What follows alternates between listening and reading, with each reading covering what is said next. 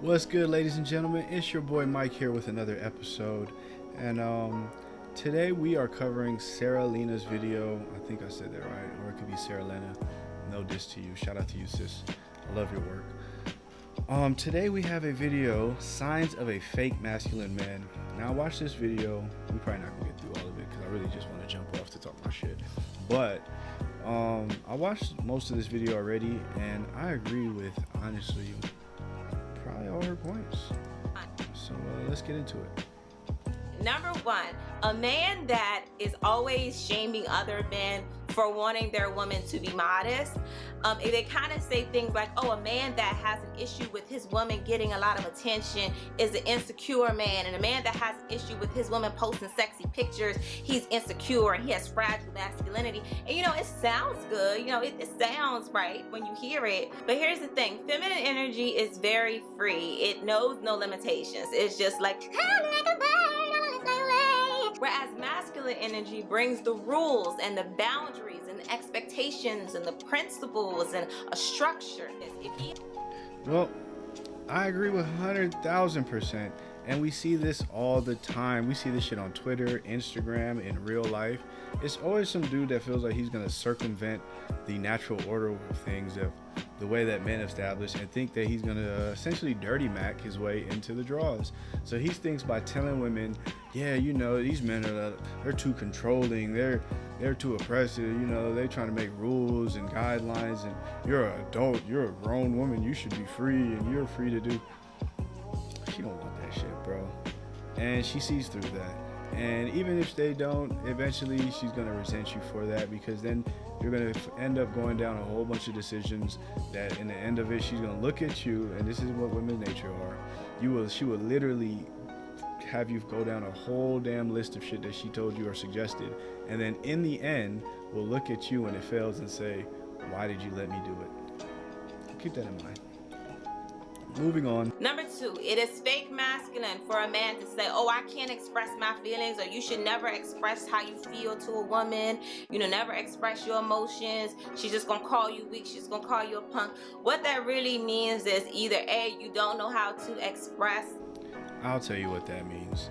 That does mean that, actually. A lot of times brothers don't know really how to express themselves and really like how to formulate words. So they'll even shame the men that do know how to explain themselves. And I'm not talking about like in a crybaby way, not like baby, nah, but who know how to, whether it's you've read, had enough experiences, traveled, whatever the different thing is, some brothers are able to express themselves, whether it's verbally, emotionally, just different ways of being able to express themselves better. Whereas I see a lot of brothers who they mistake being masculine because a lot of brothers do this a lot. I do got to speak to this. A lot of brothers will try to use quote unquote masculinity to cover up their shortfalls. So because they're not comfortable really expressing themselves or talking, or they don't really have like a good vocabulary or whatever to express different thoughts or ideas, essentially they'll then just label it masculine, and then you can just avoid it all. So I know what she's talking about on that one. Number three, pretty boys. Now, a man cannot help which facial features or which grade of hair he was born with. However, if a man thinks and acts like women choose men based off of aesthetics, then he is not a mature masculine man. Men that feel like they have to, you know, tweeze their eyebrows and do all this extra stuff, and they're always in the mirror. I mean, that goes without saying, obviously. The woman should be more beautiful than the man. Beauty and the Beast, obviously.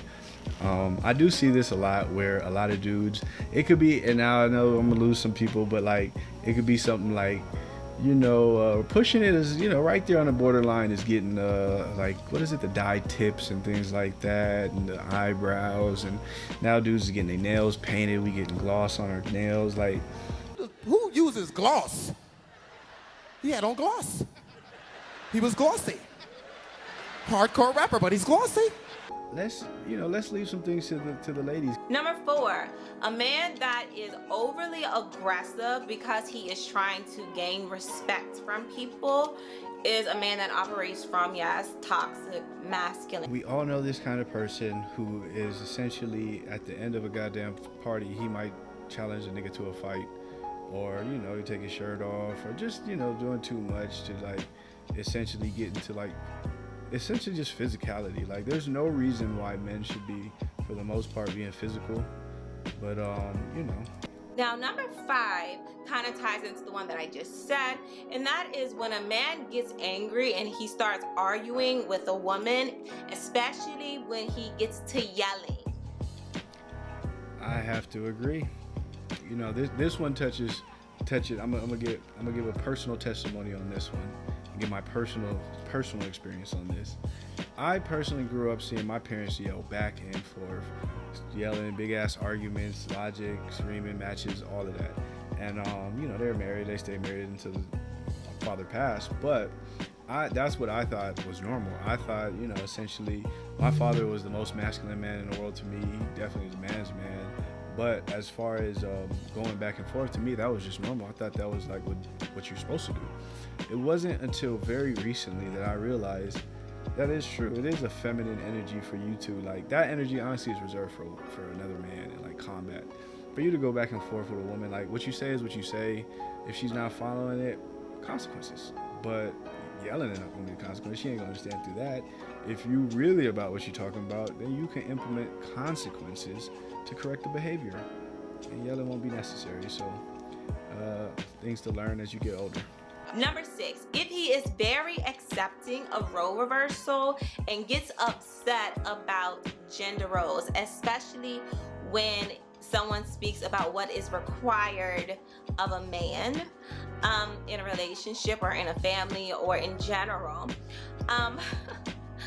It's so annoying to me when I hear men say things like, oh, well, I shouldn't have to protect a woman because women can protect themselves, or I shouldn't have to be a problem solver or whatever because, you know, women can do that. Women have the education to do this on their own now.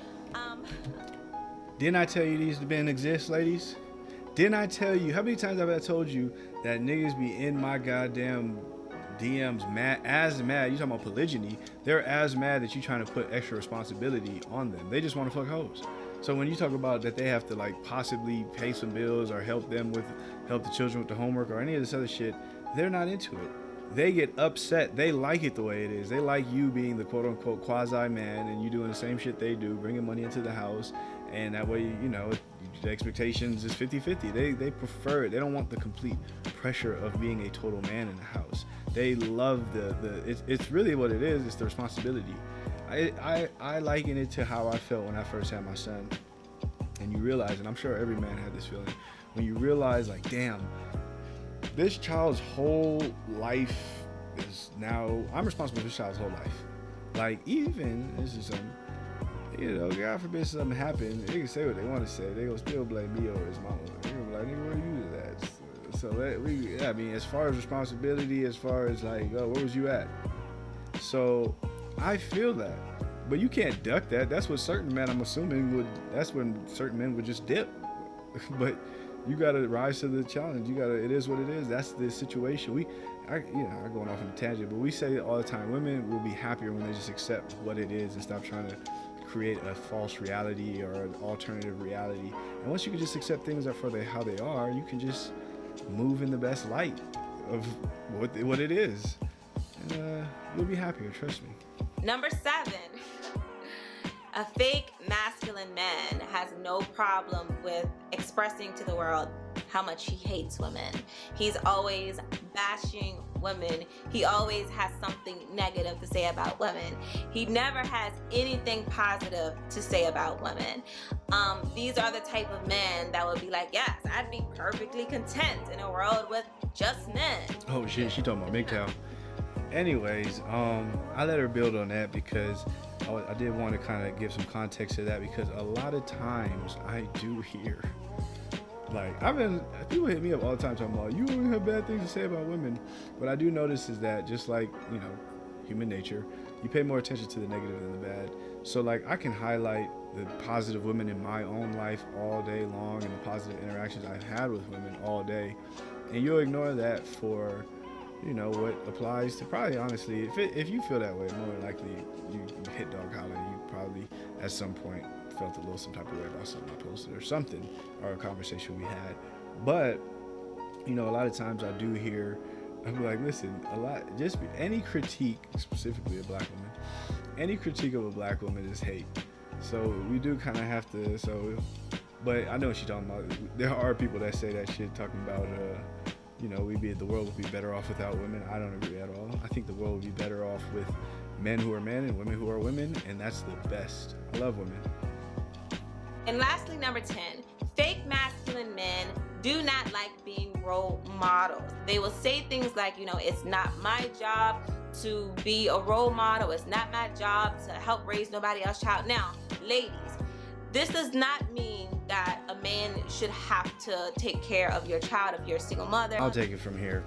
Yes, she's not talking about single mothers. It'd be people, it'd be the people around these men that they don't want the responsibility of being a role model to. They don't want nobody saying, "Oh, I want to be like you," or "I admire." They don't want that. They don't want that pressure.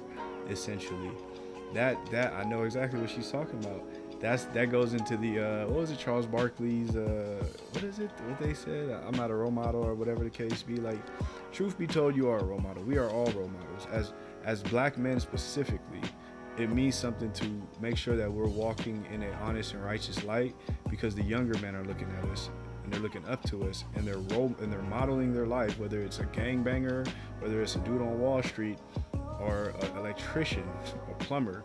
They're all modeling their life based on these various different archetypes of us. So keep that in mind.